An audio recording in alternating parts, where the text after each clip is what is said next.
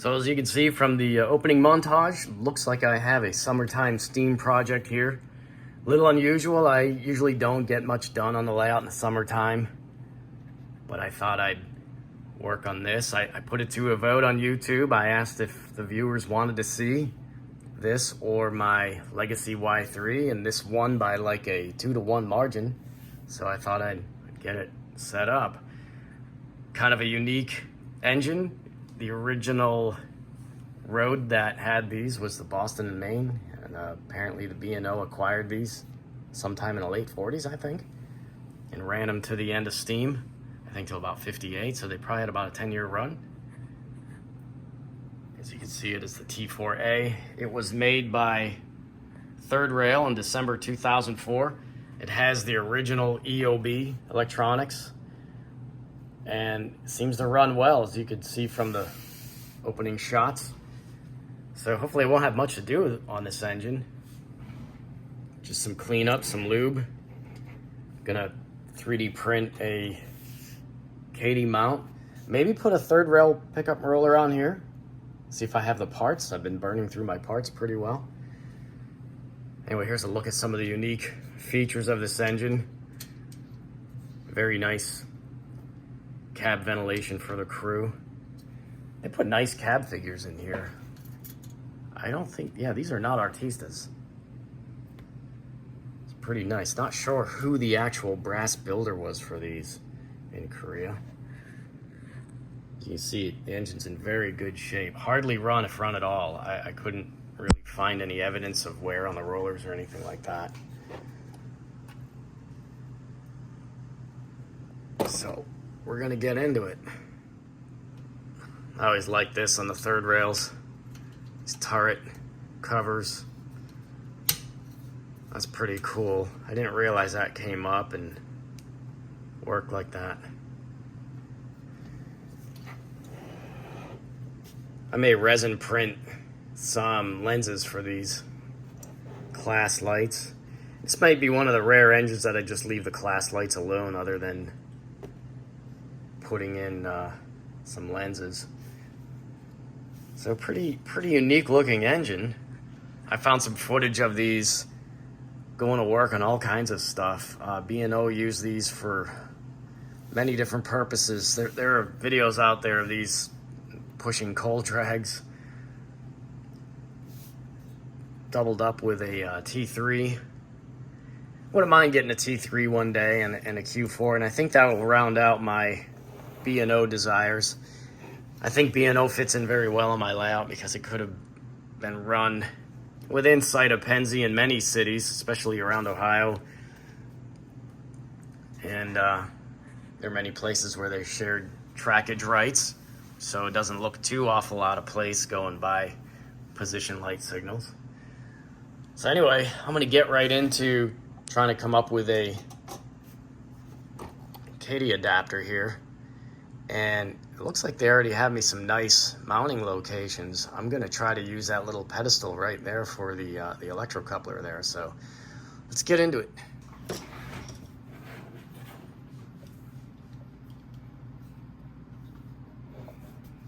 This engine's actually in really great shape. There's nothing bent up at all on it. Nothing broke off. Doesn't seem like there's been any funny business going on.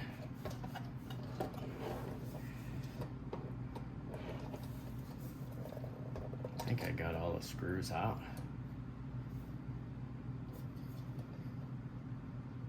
I'm not pulling that too hard.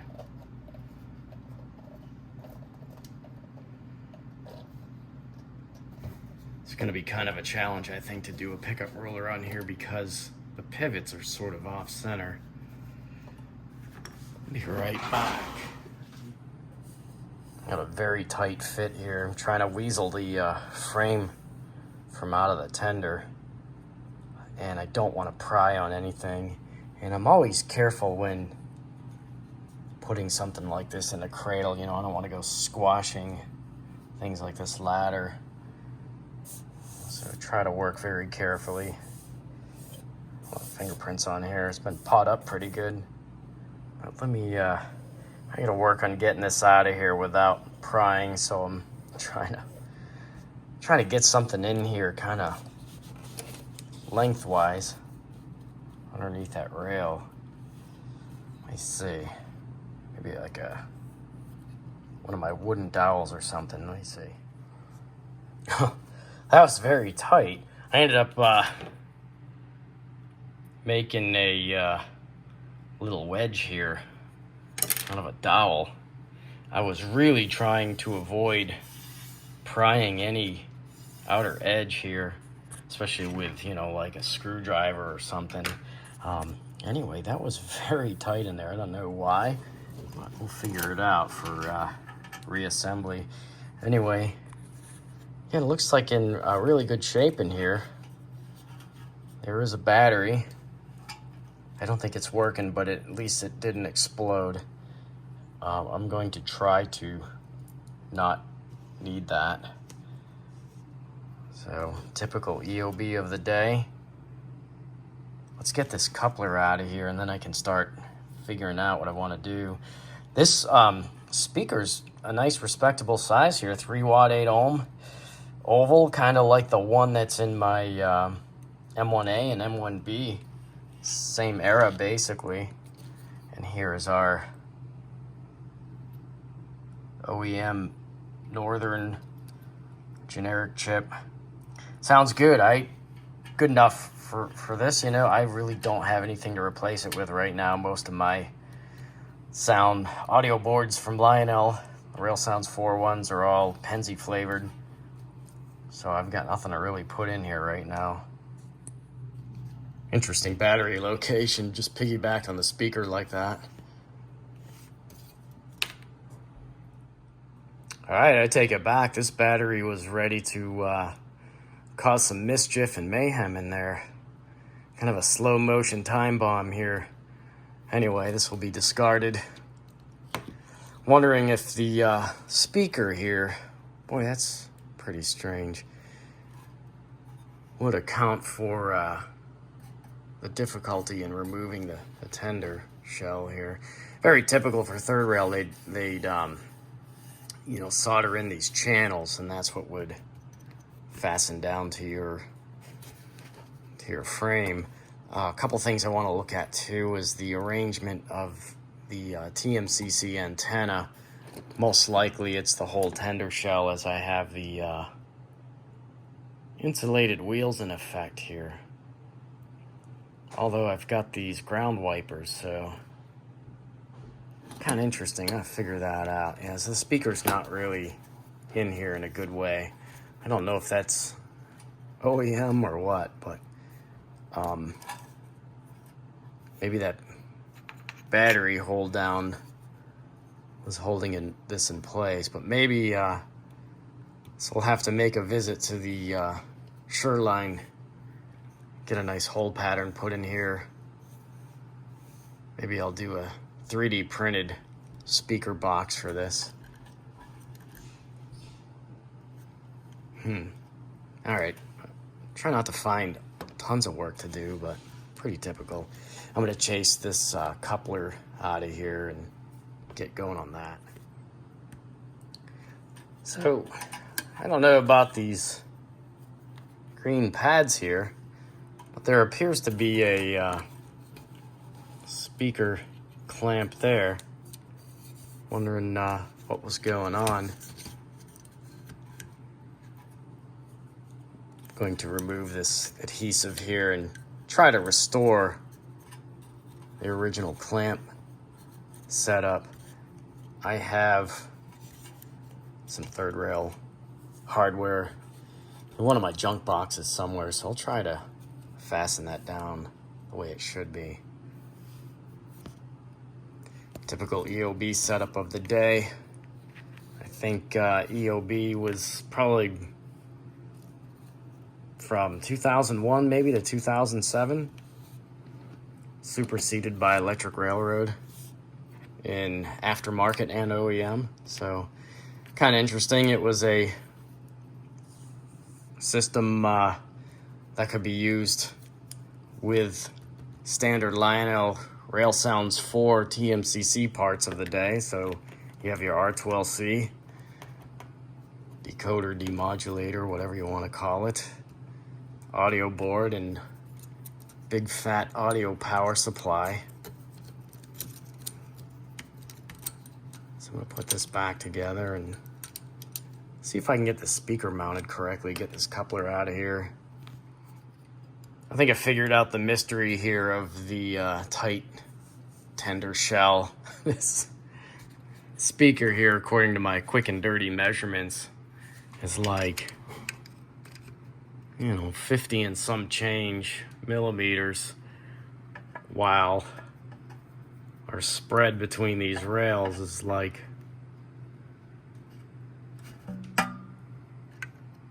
not even 48. So that's why that speaker was raised up like that. Good grief. Typical third rail.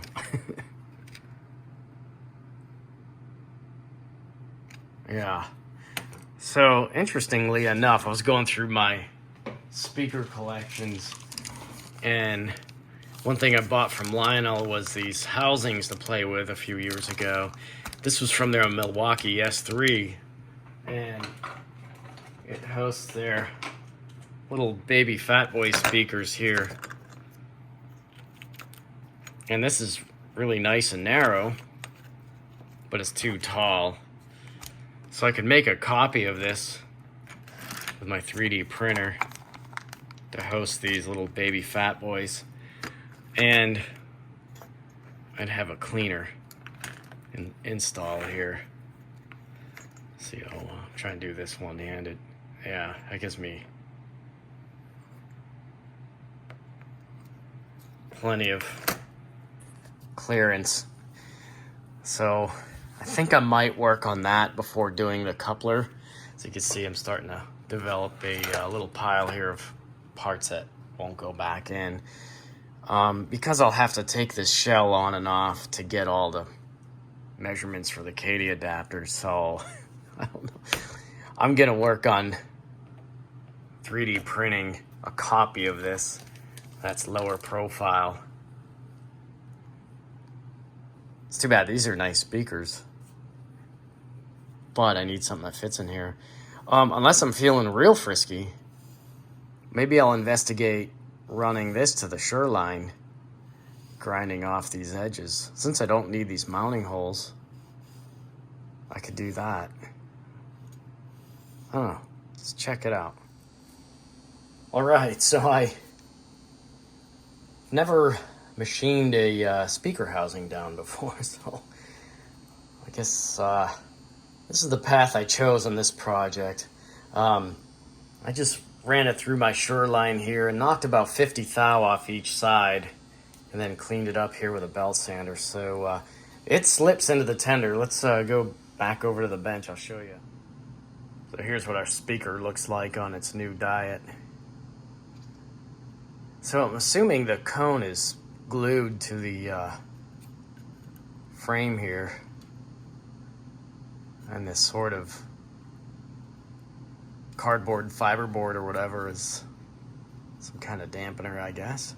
But I don't think I've destroyed the speaker. I guess we'll find out. I'm gonna hook it up and maybe take it for a ride, see if I can assemble the tender a little easier now, and then see if the speaker still has the same audio qualities we started with. So, should be interesting.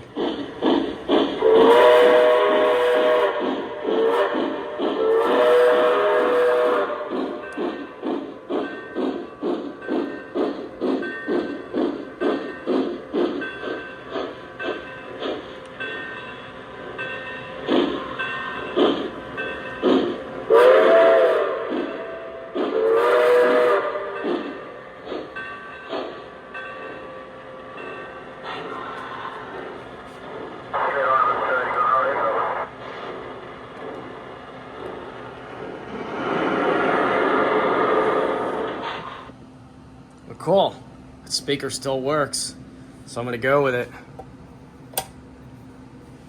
Kind of interesting.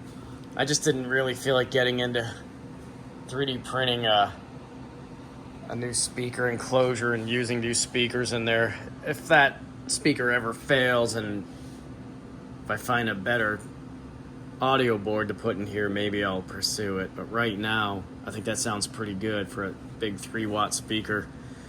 Shave down its width there, so I think we'll be all right. I'm gonna move on to doing the Kadee mounts now. All right, so here's the basic design in Tinkercad. That's what it looks like.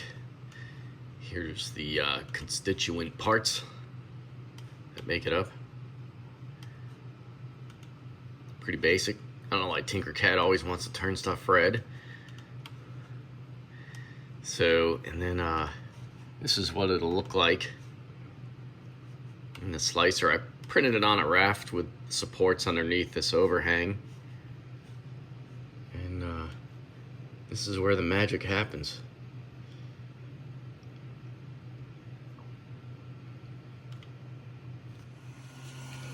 All right, here's our finished part. See the support under the overhang there. Let's take it over to the bench and try it out. I like printing on these rafts because you can kind of maintain the vertical height a little better, just in case your bed isn't set up perfectly.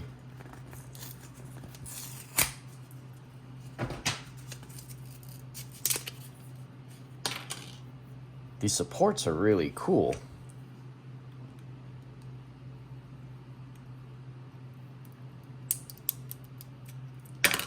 Make a really good junk part. Could make like a vent out of that or something for a building. So here's what the part looks like. Here's one I printed, made the mistake of printing without supports. You see what happens? You get some PLA spaghetti action there. So one thing I wanted to check, I wanted to see if I My spacing was pretty correct. Yeah, not bad.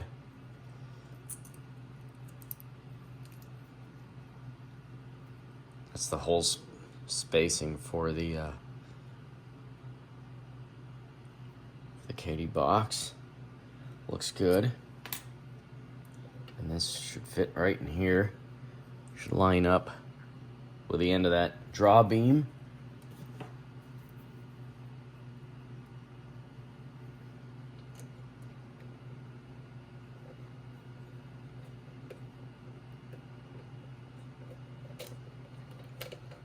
It would help if I could see.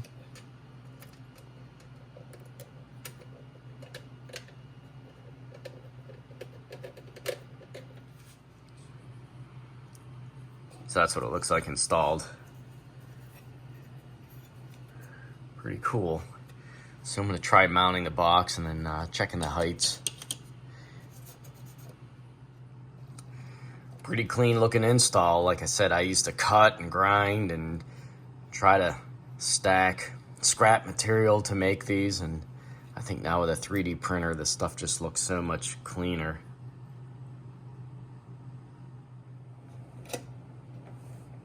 All right, so we got a pretty good height match here. Nice and centered. I think this is what we'll run with. It's nice because it doesn't interfere with removal of the tender shell for repairs and such. So I'll be moving on to figuring out what I want to do for a third pickup roller on this. It's going to be kind of interesting. I'll probably dig through my pickup roller stash and see which one is the most suitable, and then choose which truck might be easier to install it on. Of course, I'll need a 3D printed adapter, anti-rotate assembly, so let's get to it. Here's what I came up with on that third rail pickup roller for the tender. I ended up utilizing this arced slot here that they're running the ground wire up through. If you notice, they ran the ground wires up to these insulated wheel sets with these wipers to pick up ground off the tread while keeping the tender shell and these truck frames as the antenna. So it's kind of nice they did that. All I really had to worry about was getting a pickup roller on here for more positive contact. So what I ended up doing was I ran this truck assembly, the rear one, over to my Shoreline, and I just straightened out this slot. And a couple iterations of my pickup roller retainer anti-rotate thing here is based off the original. I don't even know where this is from, but came up with this. This little front lip kind of is right there. That keeps the whole assembly from twisting. And then I decided to utilize that slot. So this is kind of the second idea I came up with, and just adjusted it on the final print. So you can't see it, but it's embedded under there. I think it's a nice clean setup. Nice and secure. It won't twist. I just made this little insulator retainer over top. It's not that pretty because that's the actual bottom of the print, but there's plenty of clearance because of this pedestal, so I didn't even have to quite go that low profile on the lead, but should work out pretty good, I think. Gonna reassemble this and make the connections inside and maybe give it a test run. Before I put this back together, I just wanted to show, here's my pickup roller, my Kadee mount. I really like these 3D printed parts I've been making. It just looks so much cleaner and presentable, you know. Very reliable too. I haven't had any trouble with these printed parts. Are pretty durable. So I'll go back into the tender and just clean up some of the wiring. I'm gonna play with the slack on this tether so it's not so stiff. But now I have a very serviceable tender. I can actually remove the frame now that I slim that speaker down. And I'm gonna go in here and show you one more thing I did. It's really important to do on these EOB engines. before I put this back together, I just thought I'd show one little trick I like to do on these EOB boards, and that is connect power, jumper power, directly to the bridge rectifier here. And these leads are going into the power connection.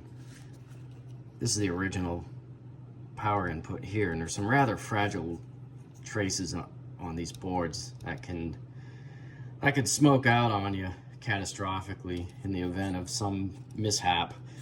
So that's just a little insurance policy to help these boards stay alive a little longer.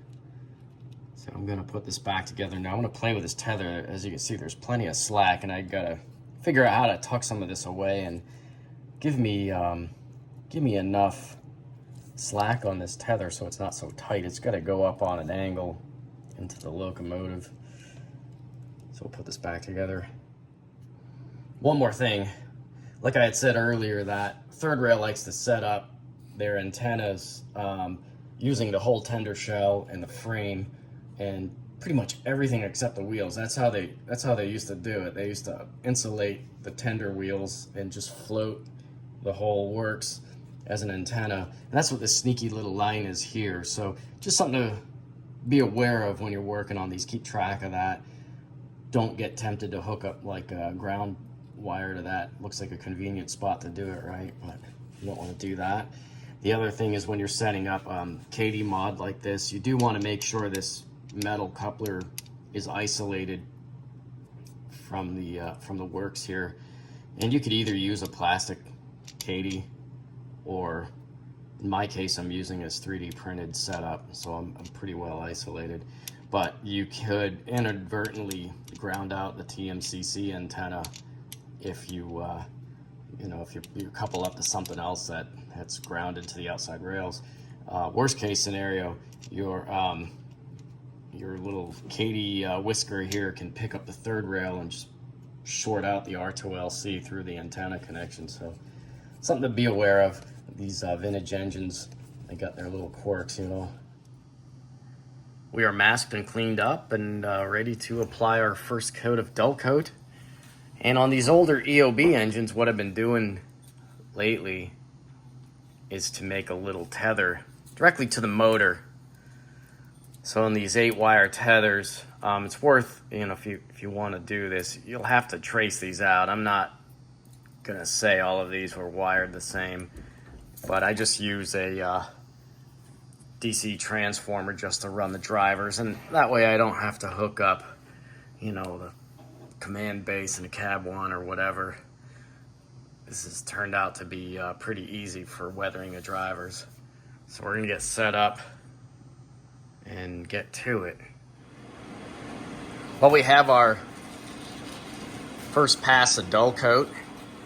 I'm doing some streaking right now and some minor prep for the next phase.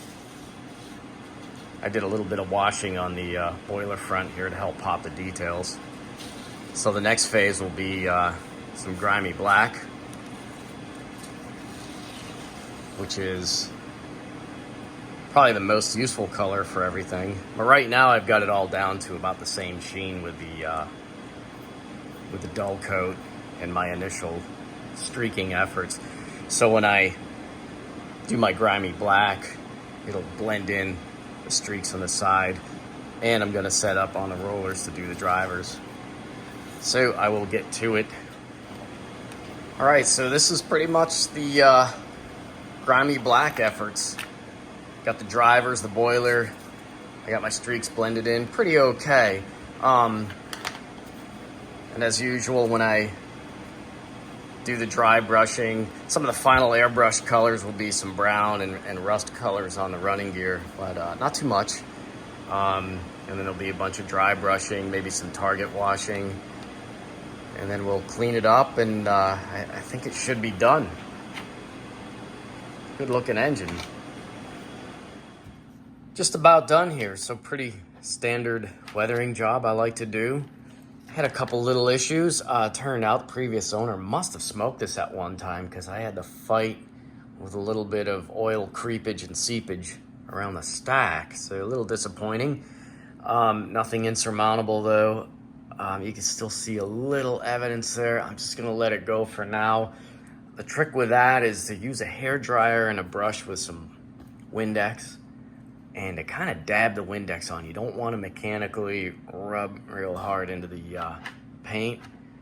You don't have much of a possibility of removing the dull coat if it's not bonded well, but you'll certainly start taking off any of your dry brushing and streaking effects first, and then probably the first layer of grimy black, which happens to be acrylic in this case. So anyway, I think it's fine. I can live with it. I really hate smoke. The other thing that you may not realize is a lot of oil from running gear and wheels and such can creep. I had to clean up a little bit of oil on the cylinders here. Not unusual, kind of something you deal with. If you look at a lot of photos of steam engines, you'll notice a lot of greasy, oily streaks lurking amongst the grime and the flat of the dirt. It's not that big a deal. So as you can see, I did some streaking around the hardware, around the turrets up here. I got some hard water streaking around the whistle. And I think that's about it. Did some minor dry brushing, dry brushed the drivers. I've got some minor cleanup to do with a Q-tip, get the lacquer thinner out on the Q-tip and get the wheels cleaned up. But I think that the locomotive's about done. I'm gonna put it off to the side and finish up with a tender. And I think we're looking pretty good, pretty convincing, I think. I don't wanna go too crazy on this engine. So it's time to clean the wheels and pull off the masking tape and get to running it. I'm really anxious to get this run on the layout. I think it's gonna look pretty cool.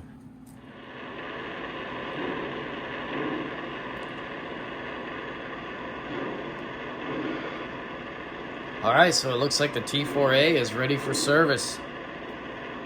Very unique and interesting engine, but one that can be justified on this northeastern industrial themed layout of the late 50s. One thing I noticed about this engine, and I don't know why I didn't notice this sooner, is that there's one box block driver compared to these spokers here. Kind of interesting, and I'm sure it was a real thing because Third Rail's known to catch unique details like that. But anyway, really stoked to have this engine on the layout. It runs good. I think it looks all right now. So let's take it over the turntable and give it a 360.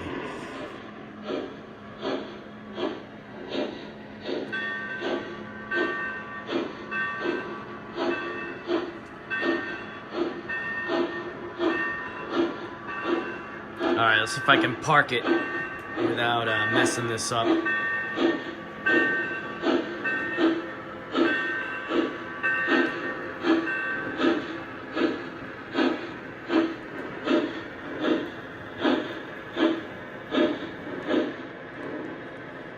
Not too bad, not too bad. Let's see, let's get it turning here. We can take a look at this from all angles.